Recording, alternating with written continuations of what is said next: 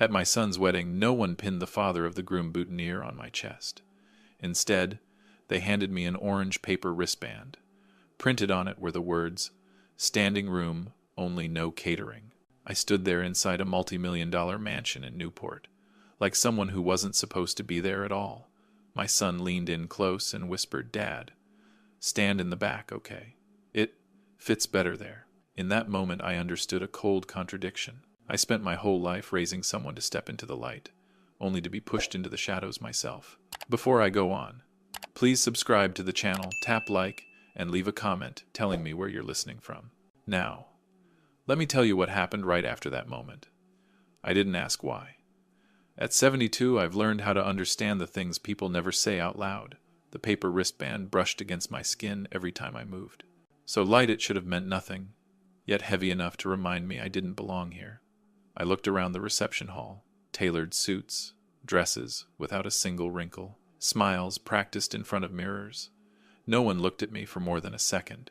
I came here with one simple belief, that no matter what, today I was the groom's father. I carried a small wooden box with me. Inside was an old Rolex watch, the only thing I kept when I sold the restaurant. It once belonged to the first man who taught me how to cook. He used to say, "Time in the kitchen never comes back, so you'd better use it right." I thought Jackson would understand that. I thought it might help him stand a little firmer inside his wife's family. But at the check-in table, the young woman only looked at her list. She never raised her head. No boutonniere, no greeting.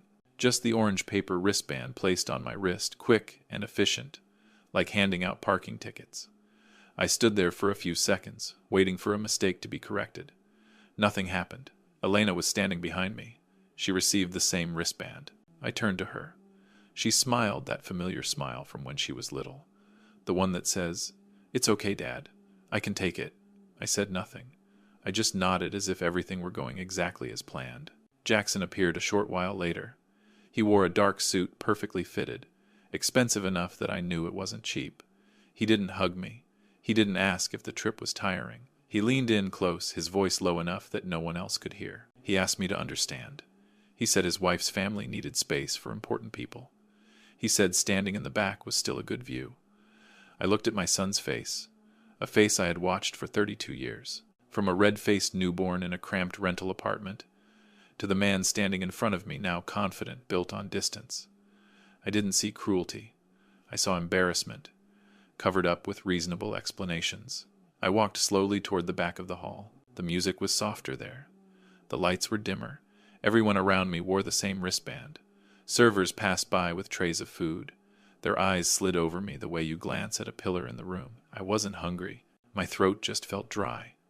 Elena came to stand beside me. She asked if I was okay. I said I was. Lying at this age doesn't bother me anymore. What bothered me was realizing this. I taught my son how to walk into a room, but I forgot to teach him how to turn back. I looked toward the gift table. The wooden box in my hand suddenly felt heavier. I thought about setting it down, turning around, and leaving. But I knew, if I did, that everything would end in silence. And silence sometimes is the easiest way to bury things. I stepped forward before I could change my mind. I called Jackson's name. He turned around a little surprised. I placed the box into his hands, then pulled back. I spoke slowly, loud enough for him to hear, soft enough to avoid attention. I told him I had spent my entire life laying the foundation for him, that what he was standing on today didn't appear on its own. Then I added calmly that it seemed he only wanted to build walls to keep me outside.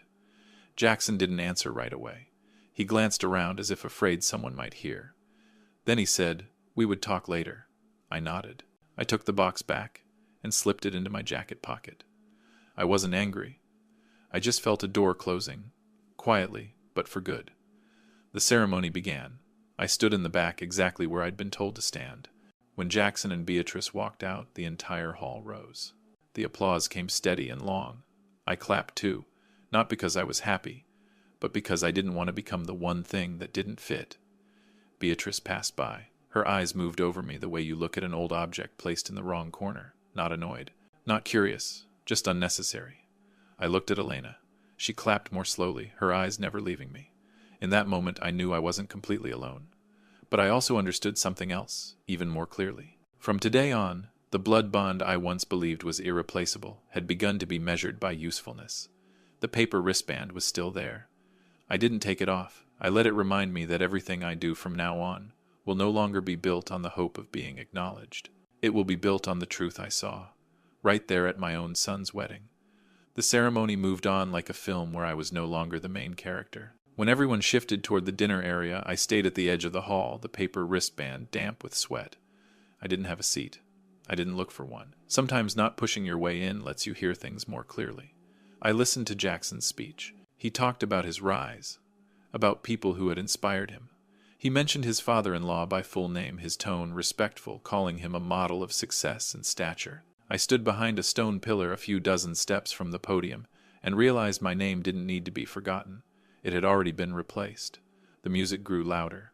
Glasses clinked. I recognized faces from photos Jackson once sent me when he was in law school. Partners, mentors, people who were automatically considered important. No one knew who I was. And strangely enough, that made everything clearer. Elena took my hand and led me out to the back terrace. The sea wind came in cool and honest. She spoke softly, said she didn't want me standing in there anymore. I asked why. She didn't answer right away. She handed me her phone. On the screen was a long email. I read it slowly. The words were careful, cold, calculated. Jackson was writing to his mother, the woman who had left years ago, about the official guest list. One section said my presence was not aligned with the image and might distort the message. There was a clear suggestion. Place me in the standing area. Limit interaction. Let everything pass smoothly. I handed the phone back to Elena. I didn't ask anything else. Questions at that point would only stretch out what was already clear. I stood still, watching the ocean darken. Elena said she had found the email by accident while using Jackson's computer to print wedding documents. She said she almost deleted it, pretended she'd never seen it. But then, she thought of me. I thanked her. Just one sentence, nothing more. We went back inside. I returned to my spot. That was when I really noticed the mansion. The familiar language of wealth. Polished stone, heavy wood, high-hanging lights. I had seen these things before. Not at parties, but on invoices. I remembered the year Jackson called me. His voice tired, urgent. He said he needed capital to start the right way. I sold the restaurant. I hid my name. I didn't want him to owe me anything. I remembered signing the transfer papers, the smell of the old kitchen still on my hands.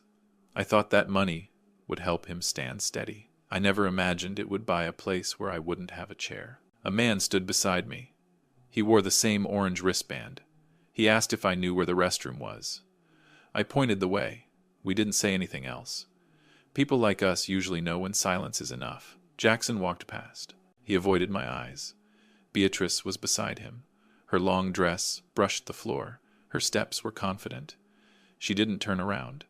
I didn't expect her to. Some people treat everything behind them as already handled. Elena asked if I wanted to leave. I shook my head. I told her I wanted to look carefully. She didn't ask again. She stood with me shoulder to shoulder. I felt that. Presence without explanation. When the night was nearly over, Jackson spoke again. This time, he talked about the future. About doors that would open. I listened, thinking of the doors that had already closed. No noise, no argument. Just a decision made cleanly. I left the hall before everyone else did. No one noticed. Outside, I stopped and removed the paper wristband. It tore slightly at the edge. I folded it and placed it in my coat pocket. I didn't throw it away. Some things need to be kept to remember. Elena walked with me to the car. She asked what I planned to do next. I said I didn't know. That was the truth. But in my mind, a straight line had already begun to form. Clear, without detours. On the drive home, I thought about the wooden box. I thought about Jackson's eyes when I pulled my hand back. I thought about my signature on old papers, about the decisions I made because I believed one simple thing. That family was a place without conditions. That night, I didn't sleep. I sat at the kitchen table, opened the box, and placed the watch in my hand. The hands were still moving, steady. Time doesn't take sides, but it always tells the truth. I understood that from today on, if there were ever another conversation between Jackson and me, it would no longer be built on hope. It would be built on choice. And every choice, even a silent one, leaves a mark. The next morning I left Newport early. The city was still quiet, as if last night had never happened. I carried the wooden box in my carry-on, not because of its value, but because I wanted to look straight at what I was about to do. On the drive home, Elena called.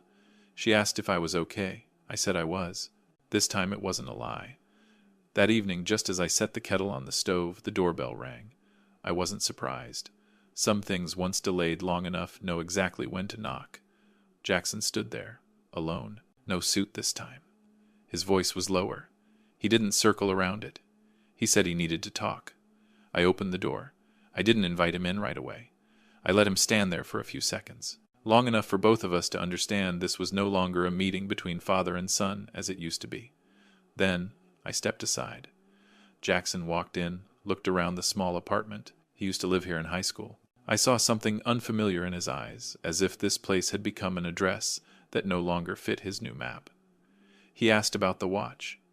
Said he hadn't seen me give the gift. His tone was calm, but I could hear the urgency underneath. He mentioned unfinished expenses, commitments that needed quick handling. He didn't say dad. He didn't say family. He said timing. I poured tea. I sat down. I told him to sit. I didn't interrupt. I let him finish. When he stopped, I placed the wooden box on the table between us. The light reflected off the glass. Jackson looked at it the way someone looks at a lifeline. I said I could give him the watch. I spoke slowly, one word at a time, but I added that before I did, I needed clarity. Jackson frowned. He asked clarity about what? I reached into the drawer and took out a sheet of paper. Not thick, not complicated, just a short agreement. I had written it the night before, while everything was still fresh and impossible to deny. I placed it next to the box. I told him this. If he wanted the gift, he would sign here, confirming that from now on I would be nothing more than a general admission guest in his life. No privileges, no responsibilities, no title beyond my name. I said this wasn't punishment. It was simply calling the relationship by the name he had already chosen. Jackson read it. He read fast. I saw his eyes skim past the important lines. He asked if it really had to go that far.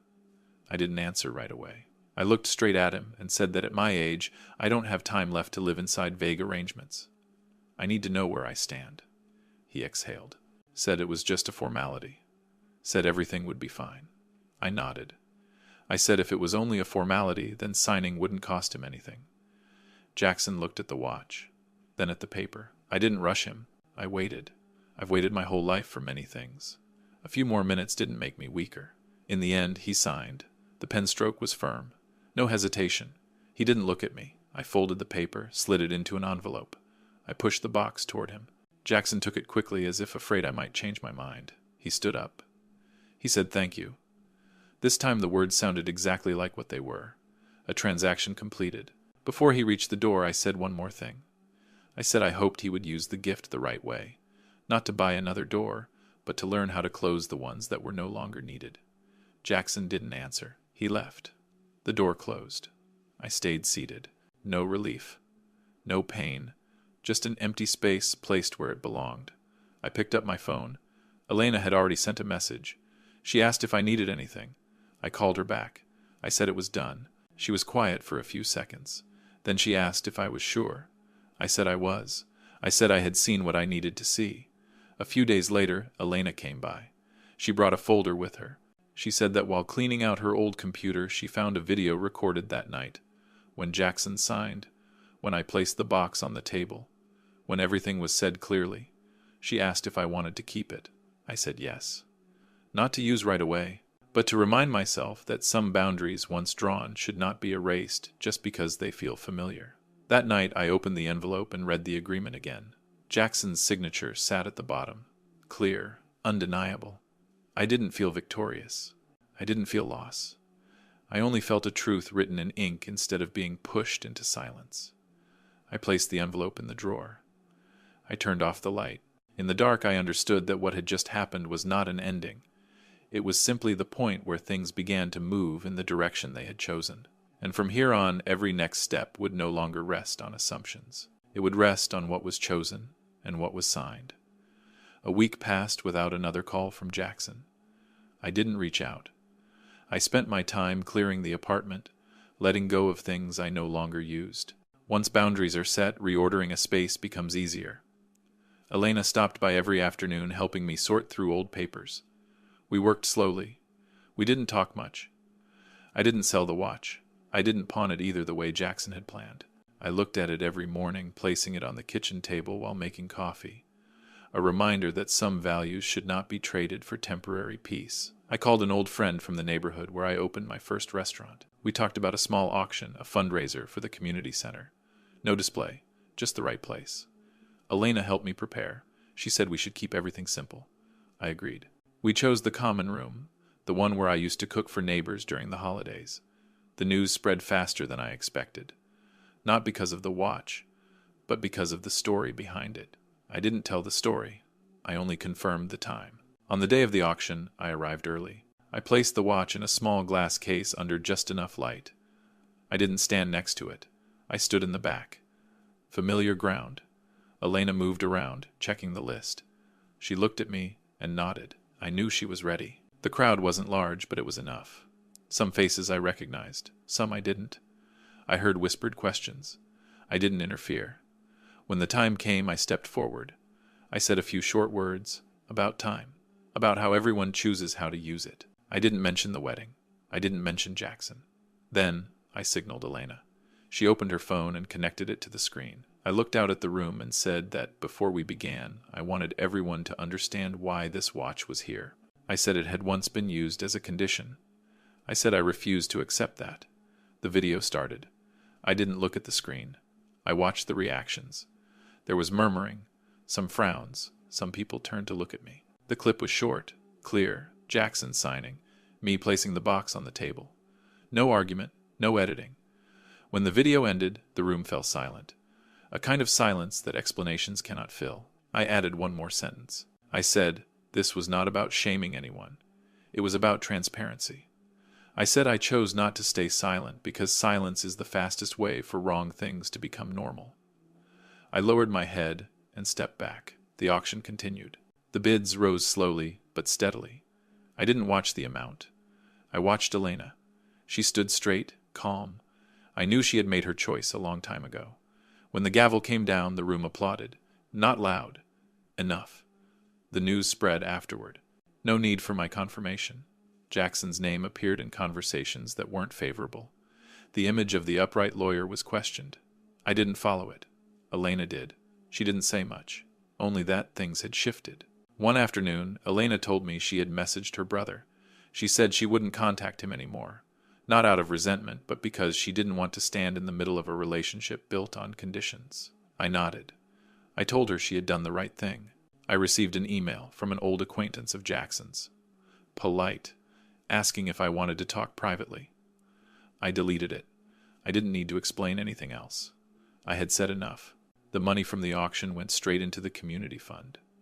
I signed the papers. I felt light, not because I had won, but because I had put the right thing in the right place. I no longer held anything that could be used as leverage. A few days later, I walked through the old neighborhood. I stood in front of the common room, soon to become a cooking class. Elena was with me. She talked about schedules, about the children who would come. I listened. I saw another picture forming. A new kitchen table with no distinction between standing or sitting. That evening, Elena asked if I had any regrets. I thought for a moment. I said if I regretted anything, it was that I waited too long to name things as they were. But I didn't regret doing it. Some illusions need to be dismantled. Not to destroy anyone, but to give them a chance to build something else, if they choose to. I locked the classroom door, slipped the key into my pocket. I looked at Elena. She smiled, not forced. In that moment, I understood that what had collapsed was not just an image. It was a way of living, and from those ruins another table was being set. No paper wristbands, no sorting lists, just people still willing to sit down together. The cooking class opened on a windy morning. I arrived early out of old habit from my days on the line. The room didn't smell like food yet, only the sound of tables and chairs being set straight. Elena hung up the schedule, her handwriting neat. She turned and asked if I needed a break. I said not yet. I was still strong enough, and I wanted to be here when the first children walked in. They arrived one by one, some shy, some curious. I didn't ask about their backgrounds. I handed out aprons, showed them where to wash their hands. We started with simple things: how to hold a knife safely, how to listen to boiling water to know when to lower the heat. I spoke slowly. I didn't tell my life story. I let the kitchen speak for me. Elena stood nearby, taking notes, keeping time. I saw her in a new role, not as my protector, but as my partner. When the first meal was done, we sat down together. No standing areas, no categories, just a long table and enough chairs for everyone. I looked at those faces and thought, this is a table I can name. The days that followed moved at a steady pace. The noise outside faded. I didn't follow it. I focused on the rhythm of the kitchen. One day Elena mentioned that Jackson had lost a few clients. She didn't add anything else. I nodded. Some consequences don't need an audience. One late afternoon after the class had ended, I saw a figure standing outside the glass door. I didn't need to look closely. I knew who it was. Jackson stood there, thinner. His shoulders slumped. He didn't knock. He waited. I dried my hands and looked through the glass for a moment. Elena looked at me. She didn't speak. I opened the door, but I didn't invite him in. Jackson said, "I'm sorry." Just 2 words. No explanation. No excuses. I listened. I asked why he had come. He said he wanted to talk. I nodded and pointed to a chair in the hallway. I didn't close the door. I didn't open it wider either. Jackson said he had been wrong. He said he chose the easiest path at the time. He said he hadn't understood the cost of what he was trading away. I didn't interrupt. When he stopped, I reached into my jacket and took out the orange paper wristband. I had kept it. I placed it in his hand. I told him I wasn't giving it to punish him. I gave it so he would remember what it feels like to be ranked. I said some doors once closed don't reopen the same way. But I added this: there are new tables, if someone is willing to sit down without conditions. Jackson looked inside the classroom. He saw the tables dusted with flour, the chairs not yet put away. He asked if he could come in. I thought for a moment. I said not today. I said when he was ready to sit like everyone else, no title, no priority, then he could come back. He nodded. He placed the wristband on the window ledge. He said he would return. I didn't promise anything. I closed the door gently. I didn't lock it. That evening, Elena asked if I had been too hard. I said being firm doesn't mean shutting everything tight. Being firm means keeping boundaries clear so no one gets hurt again. Elena nodded. She said she was proud of me. I said I was proud of her too. In the weeks that followed, the classes grew fuller. We added more sessions. I sold my apartment and moved to a smaller place near the community center. That decision didn't make me feel lacking. It made me lighter. I stopped holding on to things, just to prove something. One afternoon, Jackson came back. He didn't wait outside. He walked in, greeted everyone, asked for an apron. He sat at the table and listened. I gave him the simplest task: cutting vegetables. He worked slowly. I didn't correct much. I let him feel his way through it. When the class ended, Jackson stayed to clean up. He didn't speak. Neither did I. Before leaving, he said he would come back next week if I allowed it. I nodded. Nothing more. That night, I sat with Elena reviewing the schedule. She asked if I felt things were okay now. I thought for a moment and said this: okay isn't when every crack disappears. Okay is when people know where to stop and how to move forward. The final scene of that day was simple. I stood by the stove, showing Elena how to season a family dish. She followed along, a little clumsy. I adjusted gently. Outside, the glass streetlights cast their glow. No paper wristbands, no standing areas, just a working kitchen, and people willing to respect each other when they sit down. If this story made you pause and think, please subscribe to the channel, tap like, and share it so real family stories like this can keep being told. Thank you for staying until the very end. Your presence is what gives meaning to these simple tables.